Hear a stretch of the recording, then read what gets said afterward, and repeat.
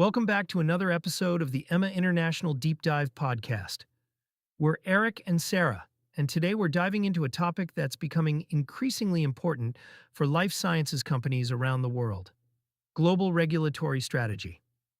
Hi, everyone. Whether you're developing a drug, medical device, biologic, or combination product, chances are your goals don't stop at one country.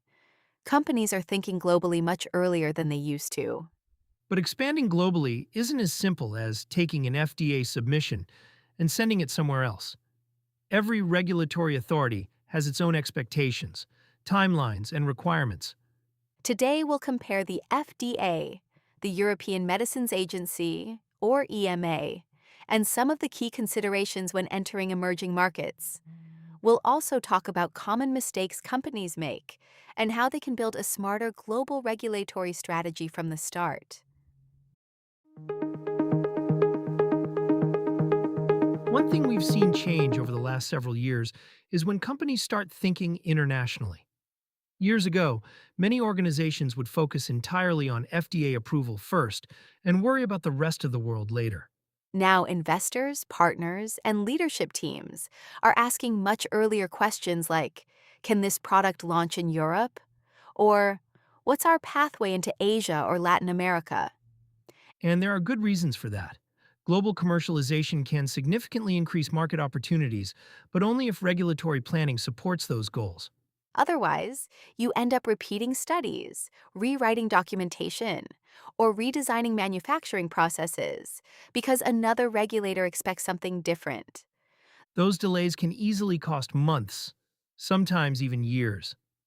Let's start with the FDA and EMA because people often assume they're basically the same. They're certainly aligned on protecting patient safety, product quality, and efficacy. But the path to getting there can look quite different. One difference people notice immediately is communication. Absolutely. The FDA tends to have direct interactions with sponsors through meetings like Type B meetings, pre-submission meetings, and ongoing discussions during development. While with the EMA, you're often coordinating across multiple member states and working within the centralized procedures established by the European Union. It introduces another layer of coordination that companies need to understand. Then there's documentation.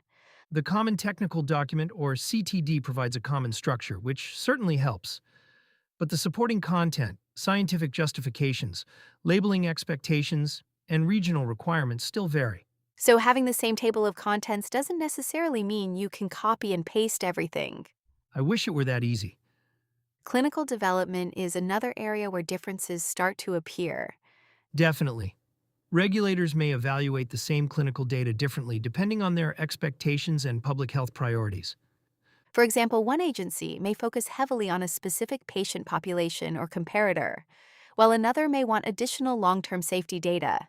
Exactly. That's why protocol planning becomes so important early in development. Instead of asking, what does the FDA want? Companies should really be asking, how can we generate evidence that supports multiple regulators? That mindset can prevent expensive additional studies later. Manufacturing is another area where companies sometimes underestimate regional differences. Everyone follows GMP principles, but implementation isn't always identical. Can you give an example? Sure, data integrity expectations, supplier oversight, quality management systems, validation approaches, inspection focus areas, even terminology can vary slightly between agencies. Those small differences can become major issues during inspections if companies assume one quality system automatically satisfies everyone. Harmonization helps, but regional interpretation still matters. Let's shift to emerging markets because this is where we're seeing a lot of growth. Absolutely. Countries throughout Latin America, the Middle East, Southeast Asia, and parts of Africa are becoming increasingly important commercial markets. But every country comes with its own regulatory framework. That's right. Some countries rely heavily on approvals from agencies like the FDA or EMA. Others perform their own complete reviews. And timelines can vary quite a bit. Very much so. Documentation requirements, local testing requirements, language translations, product registration processes, and local representation requirements all need to be planned. I've heard companies say, will just submit after FDA approval without realizing there may be months of preparation before they can even file. Exactly. Regulatory approval isn't just about scientific data, it's also about administrative readiness. Can you share an example of where early global planning really paid off? Sure, during the COVID-19 pandemic, companies like Pfizer and BioNTech coordinated regulatory submissions across multiple regions in parallel rather than sequentially. While every country's review process remained independent, early planning allowed them to prepare documentation, manufacturing information, and regulatory interactions for multiple agencies at the same time. That's a great example because speed wasn't coming from cutting corners. It came from preparation.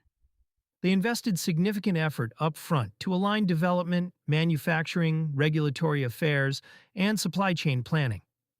Let's talk about mistakes because there are a few we see repeatedly. One of the biggest is assuming FDA approval automatically makes global expansion simple. Unfortunately, that's rarely the case. Another common issue is waiting too long to involve regulatory experts from different regions. I've also seen companies overlook labeling requirements until very late in the project. That's a big one. Labeling, translations, artwork reviews, unique device identification requirements, country-specific packaging, they all take time. And manufacturing capacity sometimes gets overlooked too. Exactly. Expanding into multiple regions often means forecasting higher demand, validating additional production, qualifying suppliers, and ensuring quality systems support larger operations. So, if someone listening is building a global strategy today, where should they start? First, identify your target markets as early as possible. Don't wait until your FDA submission is complete. Second, build a cross-functional team. Regulatory, quality, clinical, manufacturing, supply chain, and commercial teams all need to be aligned. Third, understand which requirements overlap and which don't. You don't want duplicate work simply because different teams were planning independently. And finally, stay flexible. Regulations evolve constantly. Guidance changes. Agencies introduce new initiatives. Global strategy isn't something you create once and never revisit. Do you think global regulatory harmonization will continue? I do. Organizations like the International Council for Harmonization, or ICH, have already made tremendous progress in creating common standards. But complete harmonization probably isn't happening anytime soon. Probably not. Every country still has unique healthcare priorities, legal frameworks, and regulatory systems. So companies should expect more collaboration between agencies, but still plan for regional differences. That's exactly the right approach. At the end of the day, global regulatory strategy isn't just about getting approvals. It's about creating an efficient pathway that supports faster access to safe, effective products around the world. The earlier companies begin planning globally, the more options they create for themselves later. A proactive regulatory strategy can reduce delays, lower costs, and help products reach patients more efficiently. Thanks for joining us for another episode of the EMA International Deep Dive Podcast. If you enjoyed today's discussion, subscribe wherever you listen to podcasts. And be sure to follow Emma International on Spotify, YouTube, and our other social channels for more insights into quality, regulatory affairs, compliance, and life sciences consulting. We'll see you next time. Thanks for listening.